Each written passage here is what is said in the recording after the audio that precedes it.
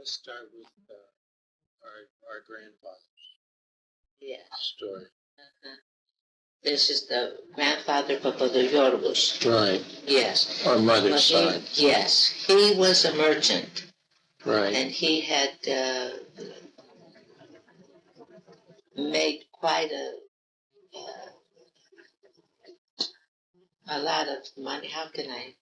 Well, he had grown the business quite a bit. In the business quite a bit. He was a big businessman, but he started by working for someone else. He was working and he was coming up into the business very well himself. And this man who he was working for, I don't know the name, had an only child, a daughter, and he was grooming our papu to inherit all this business, and of course by marrying his daughter. I don't know what happened if the daughter met somebody else and married, but he never did marry this one. He married our grandmother. Yeah. But anyway, he did spend time in Constantinople, where he used to go to in order to buy supplies that he needed. Yeah. And through his father, he learned the ways of traveling into Russia and bringing back caviars and all that stuff that Russia had to give. This was before the communists. This was at Tsar's time when Babus did that traveling. And then he set up his other two brothers, not both of them, his other brother, Spiro, in business, and he had a bacalico. What's a bacalico? A bacalico is like a general store. General store. A general store. But mostly retail. Retail groceries. It was retail groceries, which he used to supply him with from his wholesale grocery store. Yes. And he was also the first man to have the first agent in Greece to bring the Fiat cars from Italy, the first agent in Greece to bring the Singer sewing machines, the first agent in Greece to bring Sloane's liniment into the country. Of course, he dealt with a lot of other countries. He dealt with Switzerland, and he used to bring the best soap that Greece had at that time was called a yelas, which means a cow. It had a picture of a cow on it, and it was white soap that people used for their face and stuff. And plus, there was this milk, condensed sweet milk from Switzerland. He was the first agent in Greece to bring this condensed milk. I can't remember the name of it. But he had business worldwide. Probably Nestle's. I Could don't have know. been Nestle. I don't know. It was a Swiss name. I guess we would ask Aunt Georgia sometime. She would remember. And he used to, of course, supply his home with all these soaps. And there was still soap when we went to Lamia, and we lived during the beginning of the war, before the house was bombed. We had that soap. There were still cases in that basement where we used to go to hide during the bombing. Do you remember that white soap, the squares? You probably don't. I don't know. With the cow on it. I remember the cow on it. The cow on it. I remember seeing it. Yes. Yeah. They still had soap for all those years, and it was nice and dry. Yeah. But he used to go up and buy large quantities of cheeses, too. Yes, he did. He did. He had all those, and he supplied the whole area, because one time I was talking to my sister-in-law, Thelma, so that we were talking, and she was telling me that her mother used to go to Lamia to shop. Yeah. And she would go to the Papadoyorgaka and shop. They knew that these were the best merchants to buy the wholesale. merchandise from. Then I'll tell you a little story about Papu, how he wanted to expand his education. I don't know how much education he had, but he wanted to learn a foreign language. He wanted to learn the French, I guess, in anticipation of traveling to France. And he went to this, he heard of this lady who used to teach French, and he went to her. And so he started going for the lessons, but he couldn't afford her lessons plus to eat very well. So what he did, instead of having a meal for lunch or something, he would eat bread and garlic and olives. And he used to go for the lesson. And finally, the teacher couldn't take the garlic anymore. And one day she said to him, "Mr. Papa George, couldn't you once in a while omit the garlic from your diet?"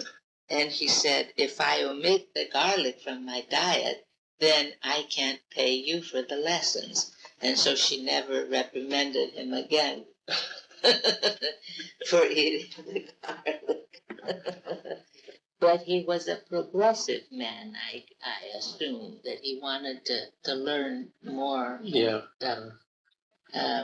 I don't think he thought that the girls needed a lot of education. The boys, though, he wanted them to be very well educated, and what he didn't know, he wanted them to know. Was he had two brothers, Spiros and Constantine. Constantine. I know Spiros worked for him, but did Constantine worked for him as long as he was a young boy. Yeah. And but then he went into the what's an enrolado? Contractor. A contractor in building roads and things. Yes. Yeah. And getting contracts from the government and building. He built all those roads up to Catpeñesi and all that. Right. Up to Larissa even he used to build roads. He wasn't interested in the mercantile business, I guess. So he went into his own. And I guess our grandfather hoped that one of the boys would probably end up taking over that. Well, business. he groomed Vasily for that. Yeah. This is what he groomed him for, because he groomed the older one to take over the bank because he owned the bank, and he had him in the bank. But then when he was executed, I guess he assumed by sending Vasily to the high business schools that he would come, of course, that he would come and take over, because Uncle Mike was a military man. He wasn't a businessman. And Christos was here in Panama, so his only heir would have been, heir of the business would have been Vasilis, but he turned out to be not the right one. Guess he should have groomed Aunt Georgia. She would have taken care of him. Oh, she was too young. But she was too young.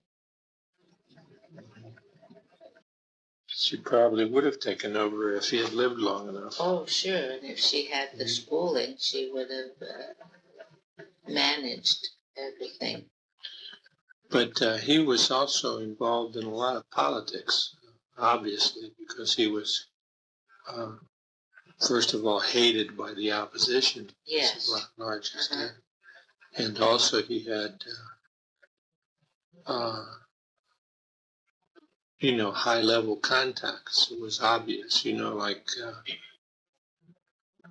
when our dad married our mother, was it John Metaxas? Yes. Was going to be their best man. Their best man. Yes. And John Metaxas, of course, had become the premier of Greece sometime later. Well, right before the war. He was a friend of Uncle Mike's. Yeah. Metaxas was a general, wasn't he, in the army? Yes, he was. And then he became, basically, he was a dictator. He was the dictator in Greece. Before the war. Yes, before the war, and he brought back the royalty. Yeah, right. He brought them back, and do you remember that, when they brought them back? Do you remember they brought the bodies, the caskets of all the royal family, and they were buried? I don't remember that. 1930, when we went in the fall of 1936. He took over Greece, I think late in 35 or very early in 1930. 1936, the 4th of, was it the 4th of August? Remember we used to celebrate I really couldn't swear to it. 4th of August, I think it was. Anyway, I don't know if it was 35 or 36 that he took over. And he brought back the remains of the royal family. Probably. Constantine, Sophia, and Olga, I think, the mother, Constantine, who had died in exile. And he brought them back, and they were buried in the royal cemetery. And we went to that service. We were up in this hotel, up in a balcony, and we watched the whole procession. It was in Athens. But anyway, he was, yes, you're right, he was supposed to be their best man. But something happened, and he couldn't make it that day. And so Vontsolos was the one who Uncle Basil performed his duties.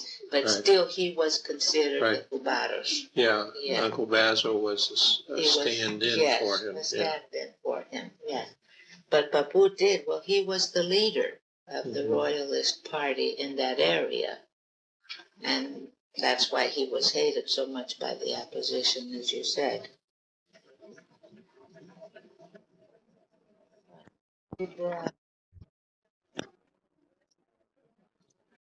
Going? I can't hear. Is it? Yeah.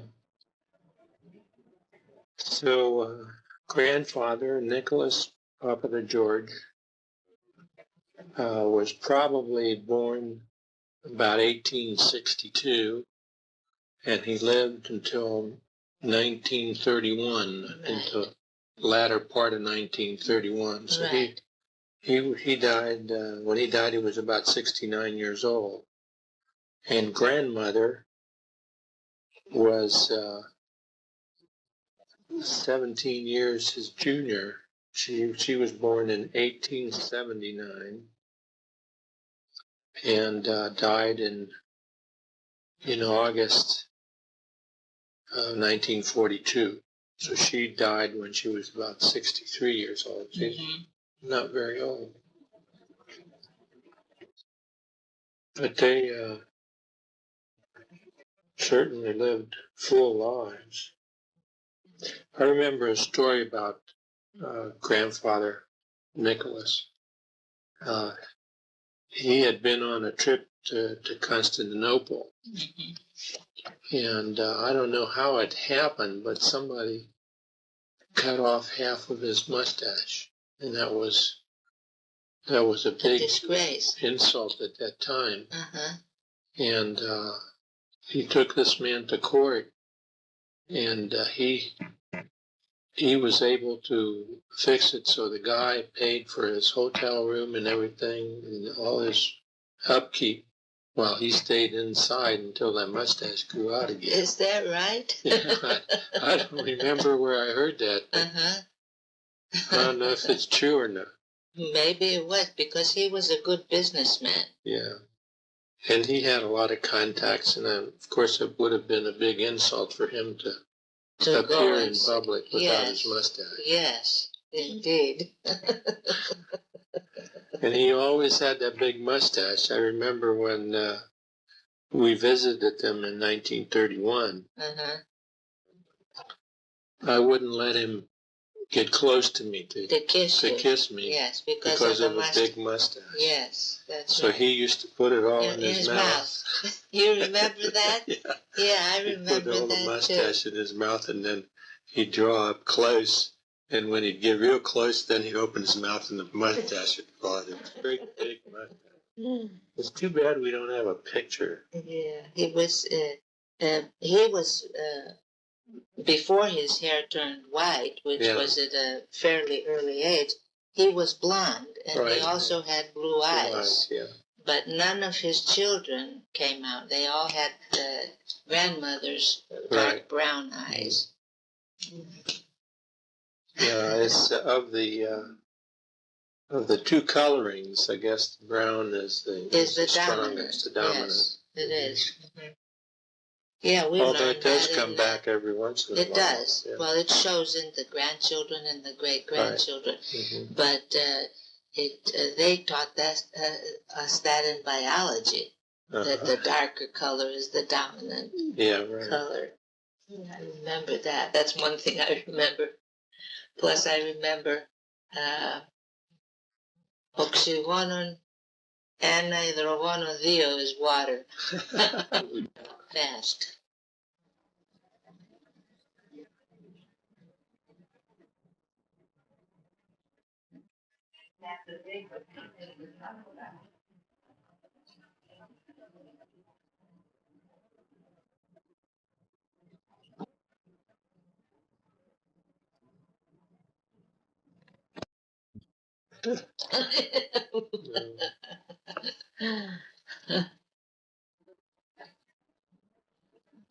Now, is this rolling with nothing?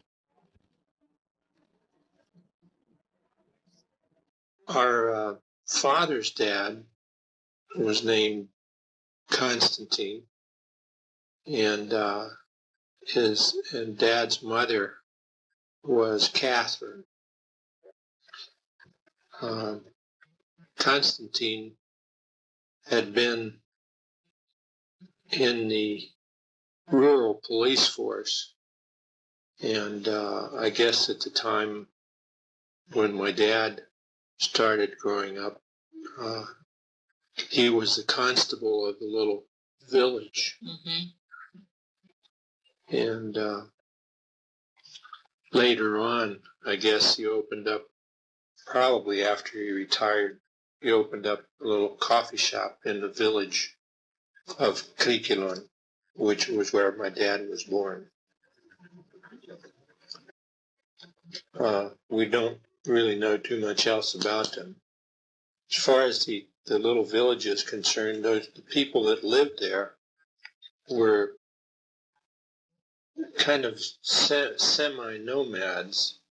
Very early on, they probably were nomads. They moved with their sheep and goats and things like that. And they came from Epirus. Yeah, they came from the northern part of Greece. Mm-hmm. And probably before that, if I believe what Nick tells me, they probably came from Poland or someplace like that. From the Slavic nation. Yeah. Yes, yeah. But in any case, long before they got down to Krikelon, they had mixed pretty well with the local Greeks. In any case, in Krikelon, they would spend their summers, or part of the village would spend their summers up in Krikelon, and then in the summertime, in the wintertime, they'd go down into the valley to a little village called Zamasta, where they spent their winters. Because it was very cold and it snowed a lot in the mountains of Crete. And there was no, in fact, it was hard to get to the place in the winter because you had to go over some mountain ranges that were snowed in during the winter. In any case, my dad, let's talk about the villagers. They used to work, most of them worked in doing masonry kind of work. They were masons, and they used to travel around, not too far from the area, but they used to travel around that part of the country to do masonry work. They'd build houses, they would build bridges, they'd build, they worked on a railroad. The railroads were coming in at that time. In fact, my dad started working on the railroad track when he was very young. He went to school up until the 4th grade. They had a single room schoolhouse, one teacher and something like 120 children. And judging from, what I knew of his education, he got a pretty good education in those 4 years from that one teacher who had to guide 120 students.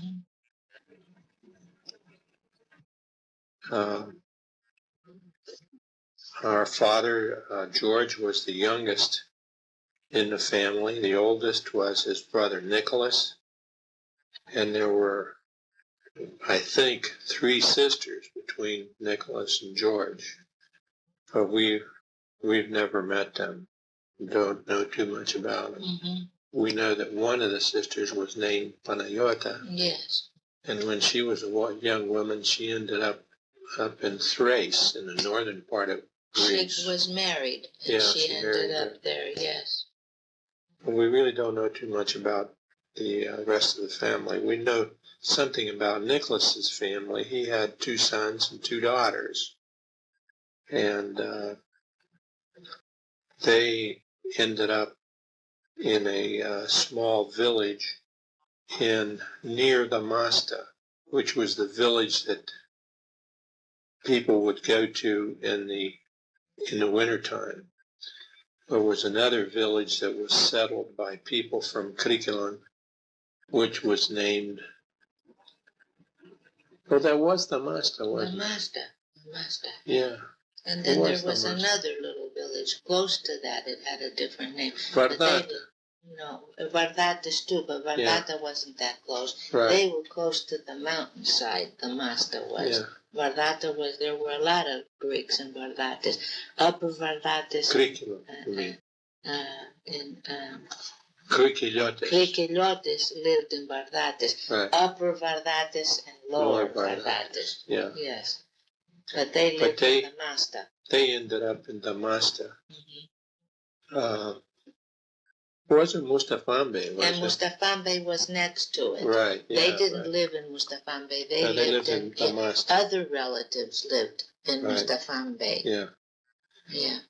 So this kind of reinforces the idea that they were nomads in earlier years, and many people that originated in Krikelon ended up in several villages down in the valley when they finally.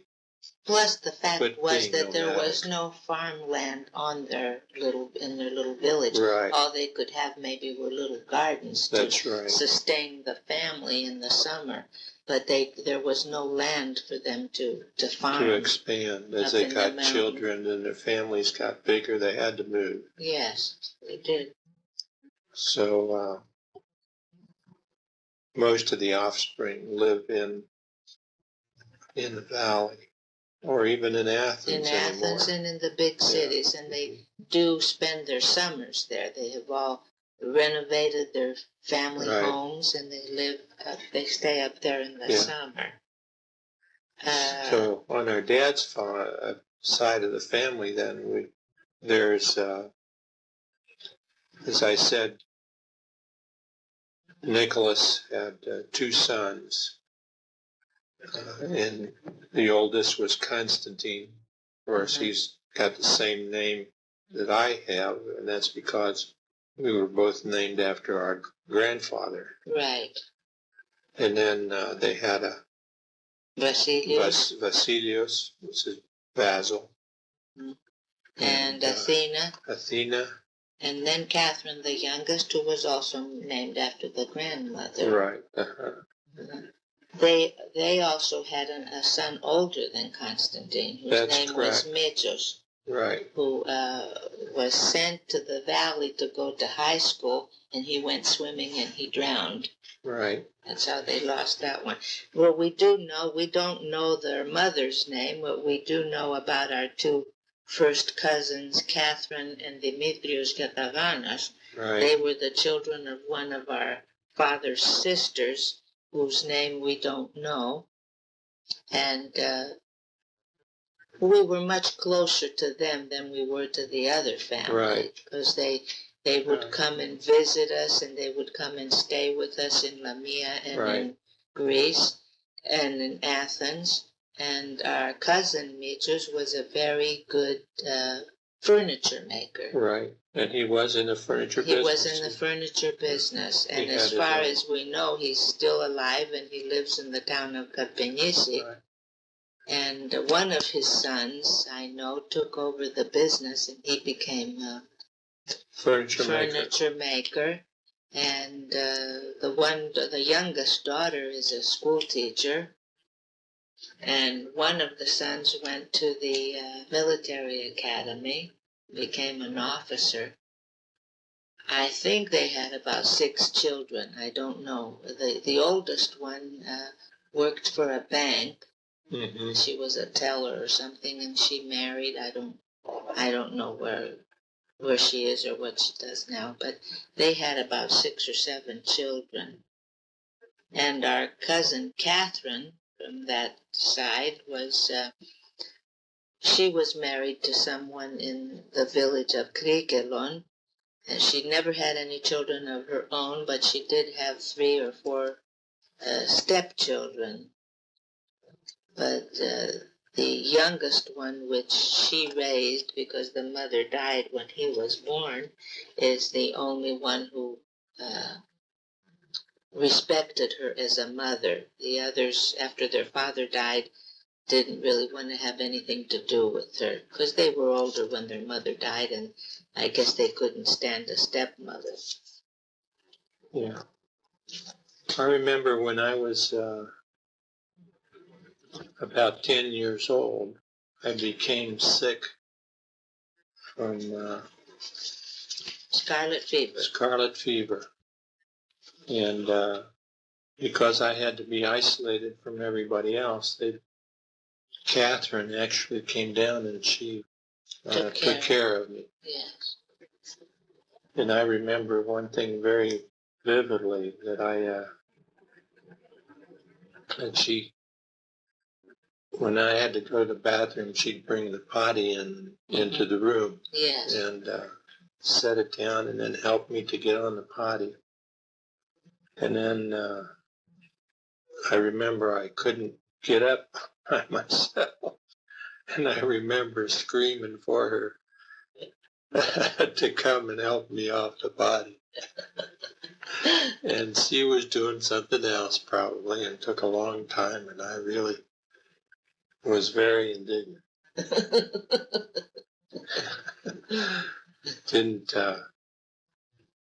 Didn't understand why she should be out of the room, right? Right. Yeah, she was nice. She was a beautiful girl at that time, remember? Yeah. Real beautiful, red cheeks, long blonde hair. She had blonde hair. Right. When she was young.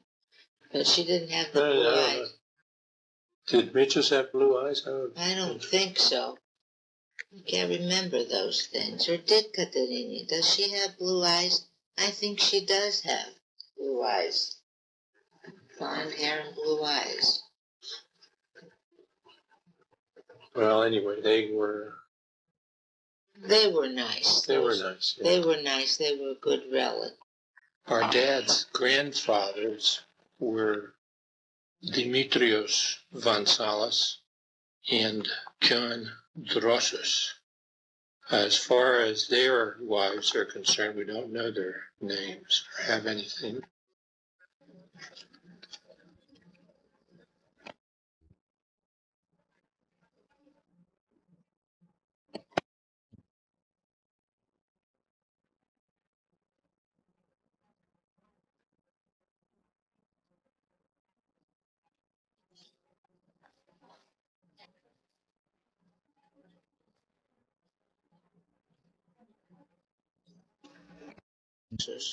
Right.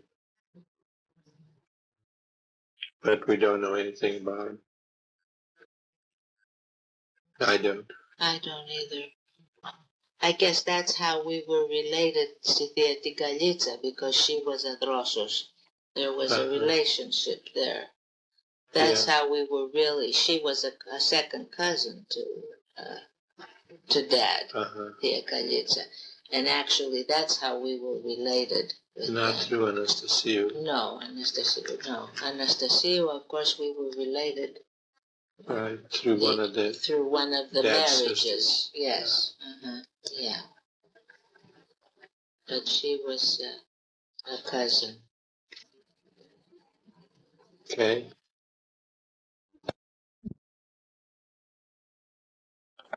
Do you remember the time at all that when we had the chicken pox? No, I don't. When the house was quarantined and Dad couldn't come home? And I wasn't allowed to, you got the chicken pox first.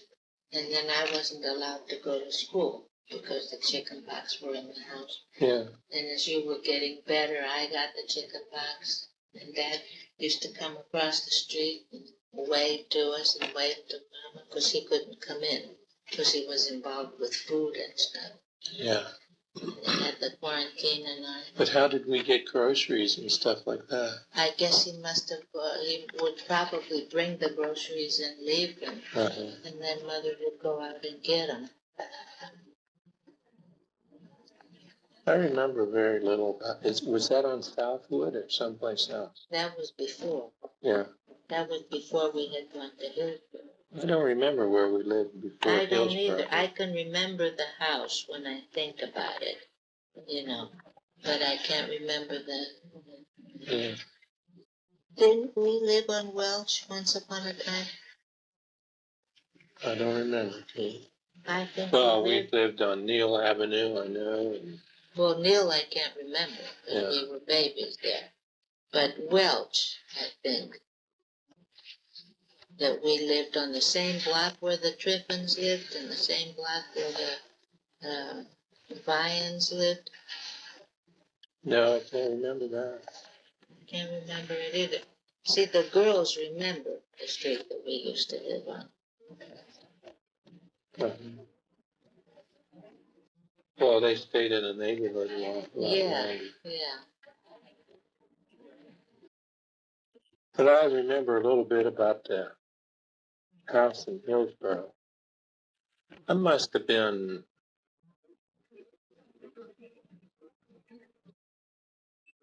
We must have been 6 or 7 years old when we went to Hillsborough. Just about.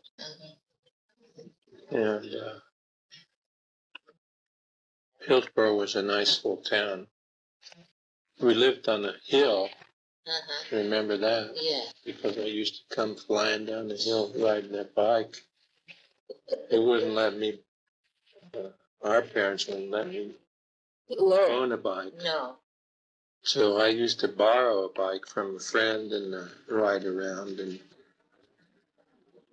And I was learned to ride pretty good, but I thought I could impress my mother by, standing up on the seat and things like that. And this used to upset her even more. Bless her. But I do remember one time I was coming down that hill and I was standing up on the seat. Kind of crunched over, and I must have been 7 or 8. I still was pretty young for riding a bike like that, I think. But that made her more upset than anything. They never did buy me a bike. No, they didn't want, because Dad had seen a friend's kid get killed right in front of him, see, with a car. They bought me a scooter. We had bicycles. Yeah. There was no bicycle. Well, remember the time that Dad had sent us money when we were in Griffin and sent us Easter money, and we had enough. It was enough to buy each a bicycle. in Greece and have money left over. And Aunt Georgia wrote and asked him and he said that they knew Lowell. So No way. No way, yeah. But of course, we rented bicycles in Greece. I used to race. You did. I was too scared to do it, and I never learned. And my girlfriends would say, "I must have put on the red. That's to give you short." Yeah. To learn, but I was afraid that somebody would see me and go and tell Aunt Georgia. Yeah. And I never learned. I wish I knew how to ride a bike now. Now it's too late to try to learn to break a hip or something and end up in a nursing home.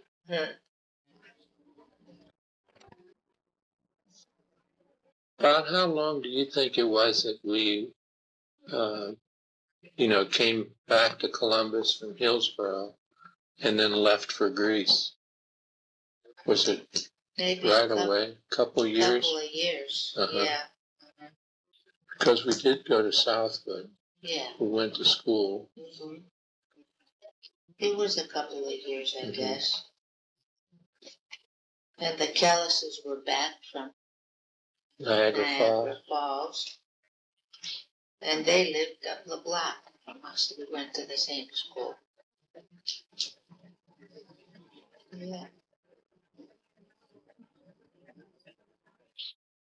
I don't remember very much about the period. You remember the time I took Nick with me in the stroller and we went to the grocery store to Papamadinopoulos? Yes. I took him with me. He must have been, well, he was still in the stroller, so I don't know. He might have been 2 years old. Mm-hmm. So I must have been about 12. Yeah. And I took him with me and we went up there, and you remember it had a front entrance and then there was another side entrance. So I parked him in the front there in the stroller and went inside and shopped. I can't remember what it was I bought, but I got some groceries.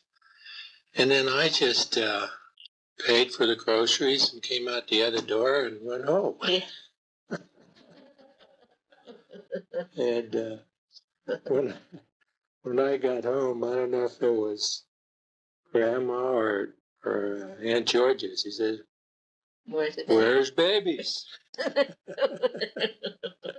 And I said, "Oh," and I remembered. And I just ran back. And he was still out there. People were talking to him. He was a cute kid. And, anyway, I picked him up and we went back home. It wasn't too far. It must have been. It was about 3 or 4 blocks, but not city blocks. Right. No, Wasn't the blocks were short there. It was just a little further up from the school, but everybody knew everybody knew us, knew him. Yeah. So nothing bad could have happened to him. Nah. He was just sitting there, right? Enjoying the attention. You don't remember the time with the fried peppers, do you? No. You weren't there with the fried peppers, I don't think. So we were, of course, at Aunt Mary's house, and you could never say that you didn't like something to eat when you were sitting at the dinner table with Uncle Gus, because there would be World War IV or 5.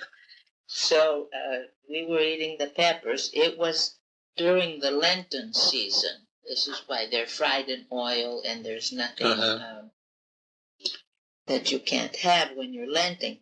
So anyway, most likely it was Thea Maria, because Aunt Georgia wouldn't have done that to begin with. She found that these were bell peppers, and bell peppers are sweet, but once in a while there would be a hot one in there. Mm-hmm. So she ate a little bit of it, and she discovered that it was a hot pepper. So in order for her husband not to start yelling and screaming that she wasn't eating her food or finishing it, she took it and she dropped it in the person that was sitting next to her in their dish, their plate. So they ate a little bit of it, and they discovered it was hot, so they pushed it to the next one, and the next one, and the next one, and then it ended up in next plate. He was the youngest there. So he tasted it, and it was hot, and he said he couldn't eat it. And everybody said, eat your food, eat your food. So the poor kid swallowed it whole, and it just burned his tongue and his throat and everything. He couldn't drink enough water afterwards to get that heat. He paid the price for being young. For being the little one, yeah. But you couldn't. One time, Aunt Georgia told me a story about him. He couldn't understand anybody not liking any type of food, and when you were at his table, you had to eat what was on your plate. So when she was about 15 years old, she had been invited to their house for dinner, and after dinner, of course, he always liked yogurt to be served. He'd say that it was good for the peptic system. Yogurt was good. If you like yogurt, it was good. But Aunt Georgia didn't eat yogurt. So he told her, they put yogurt in her plate, and she said no, she wasn't going to eat it because she never ate it and she didn't like it. So he told her she had to eat it. And she said no, she wasn't. So he got up and he took the plate and he mushed the yogurt in her face. And she got up, of course, and she went crying to the yaya. Well, that was a typical thing of him to do. He was pretty crude. Yes, he was. Speaking of peppers, of course, we went through yogurt too, but speaking of peppers, one summer we were picking peppers down in Vontsolos on the farm. And it was a hot day, sweaty day. And we were picking peppers, and I kept wiping the sweat off my face. And finally, actually, I got so hot, so I went by the, where the water ran, and splashed my face with my hands full of water. From the peppers. And splashed it on my face. Well, my face got so hot, my eyes almost swelled shut, and I was in real pain for quite a while. Just kept myself in that water for a while. That was that took a while. Yes, hot peppers are terrible. You have to be careful with them. Yeah, it was pretty serious. Remember the time? Well, this was the first year that we went down to Vardatis, and he had, Uncle Gus had, sowed wheat? Yeah. And then the time came for it to be harvested. Right. And he had all these people come down to help harvest it. And of course, the idea was he had to pay them, of course, but they had to be fed too. And there was nobody else there to cook, so Andigoni was there, and Andigoni was their little maid, and we cooked a vegetable dish of all kinds of vegetables that he had planted there, and then on top of it we threw in fish.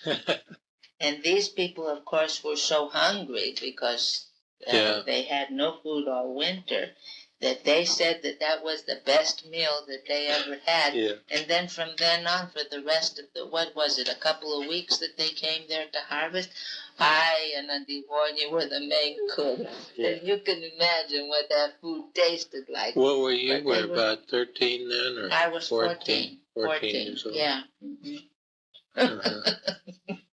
My cooking. But they ate, those poor people, and ate bread and that food, and they were so happy because they were hungry. Yeah.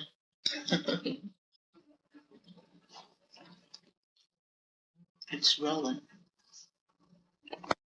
He worked for Borden's, yes. Borden's.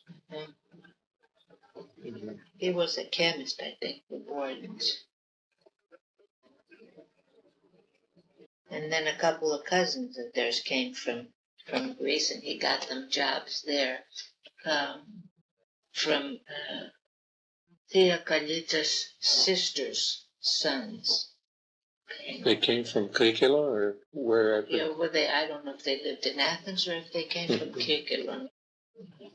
And they lived in Columbus. As far as I know, they still live there. And he got them jobs in Borden's. One of them was he wasn't a chemist, but he was a pharmacotriftis. He knew how to mix blend chemicals and stuff. Yeah, and he worked there. And then another one, I think a cousin of his, not a brother of his, came, and he was. No, he was a brother, as a matter of fact, because I remember Tia Kalitsa telling me that the first nephew's wife was a nice girl, and that the second one was the second brother that came, she was a miserable person, and she wanted